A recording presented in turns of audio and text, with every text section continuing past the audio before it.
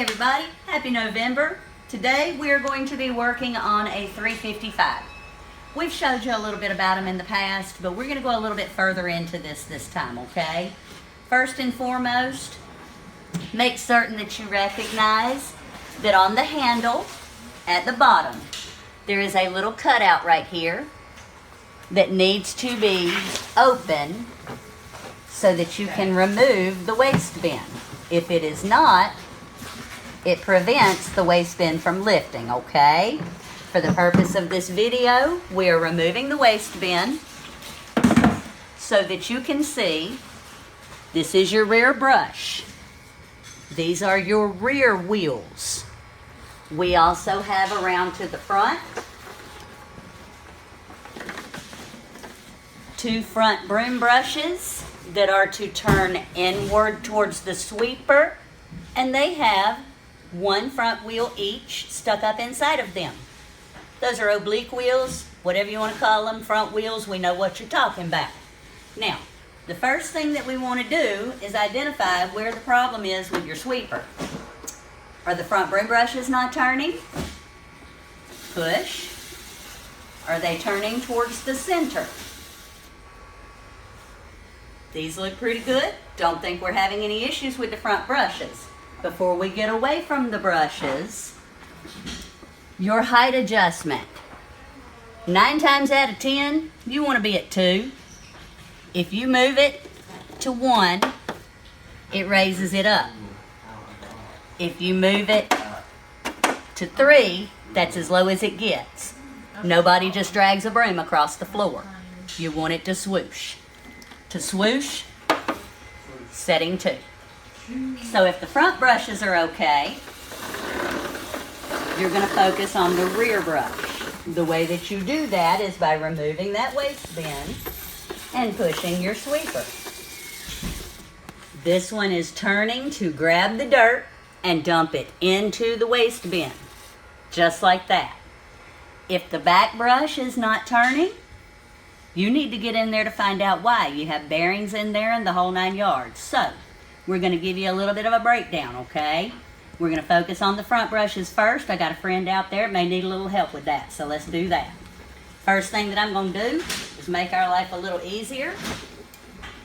And we are going to go ahead and remove this handle somehow.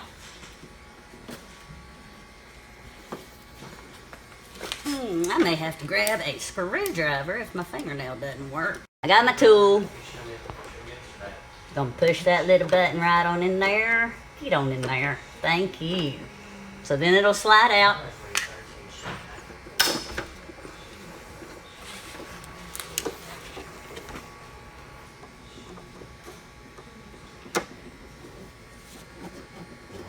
Why is that one not coming out? There we go.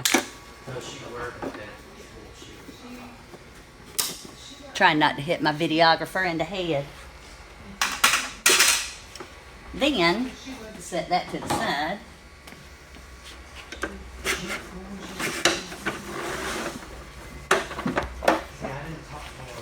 This is the underneath side of your sweeper, obs.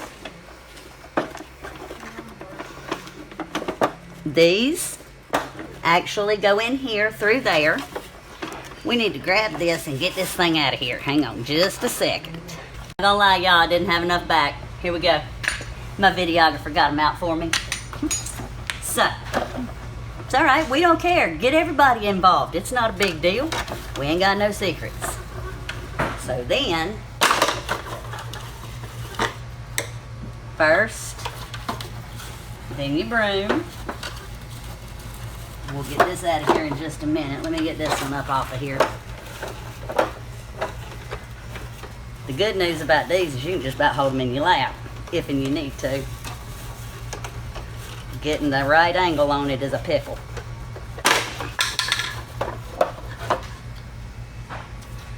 These are actually 2 parts. Okay? You will notice this is them together. They go just like that. Okay? Just like that. So, when you have got these exposed, this is your clutch right here. These flaps work with the inside of this to help direct which way the brushes turn in motion, okay?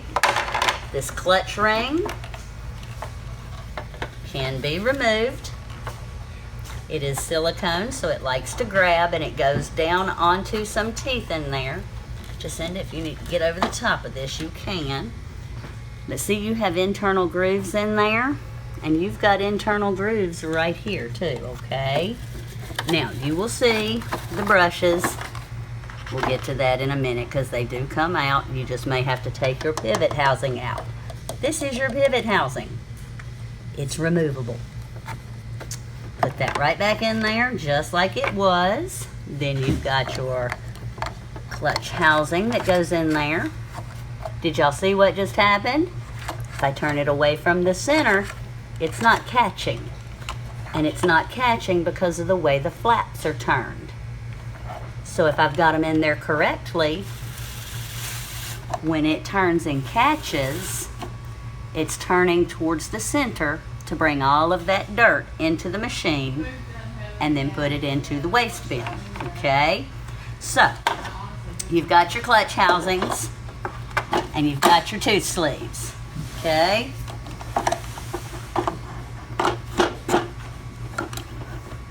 Just like that. Now, if you need to test which part of this is not going right, remove your wheels, turn them. Are you experiencing any issues with this? If you are, send me a picture or a video, okay? Now, I need you to notice on the inside of your wheels, right in here, on the white, this one has an L, this one has an R. So they actually tell you which ones go which side.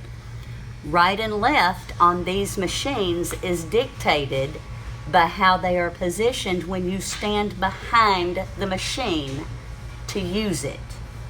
So, in order to figure out which wheel goes into which brush, you need to imagine yourself in the position of using it. So, if I am using this one, it is up this way, okay? So that means this would be my right brush, this would be my left, and you do have indicators on here to help you match them up, okay? Certain ones don't always have that stamped in there, so just in case. Now, turn them towards each other as you get ready to get them in there. They just simply go down if you've done this right. Yes, ma'am. This one is not far enough down in there.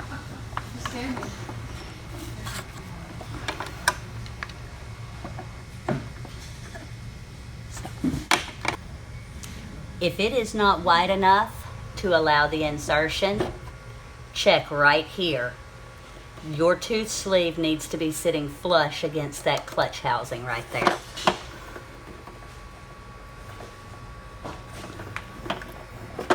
Stop.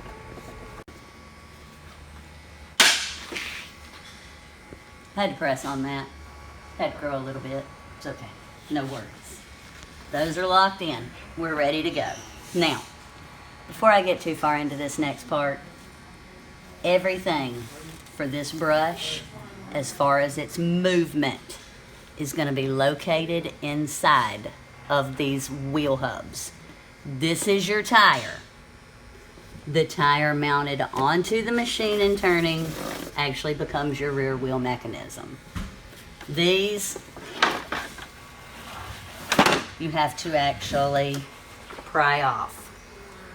And to do that, you're going to have to start with the wheel clamp over here.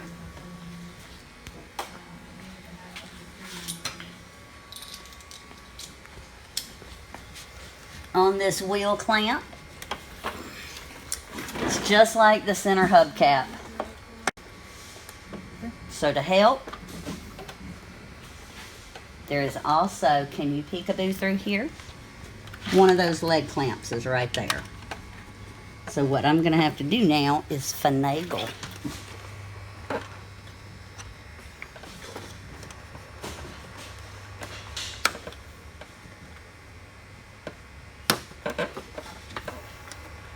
Pull it towards you, pop it out.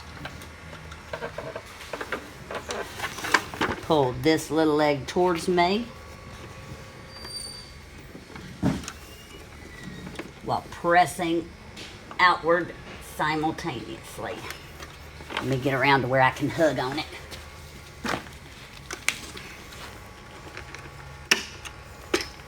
Much easier when you get the right angle. So then, I'm going to get this rear wheel off here. Okay, now before we get too far, this is a bearing. You need to check these, and you need to change them. Just like the wheels in your vehicle. These will not roll if these are seized. You also have another bearing on the inside. I'm going to show you on that one. It's all good.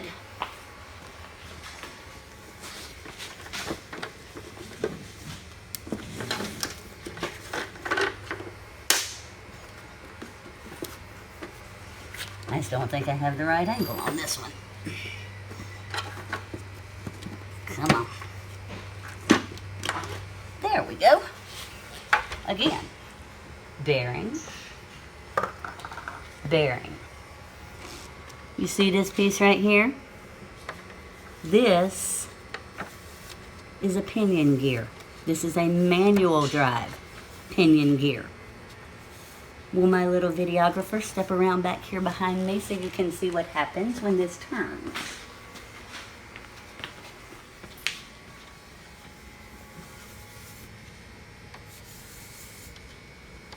Just like that. This ridge inside of the 355 wheel actually turns this right here. It only turns the brush one way, but because that has grooves in it and it hits with this, they turn. Same thing on the other side.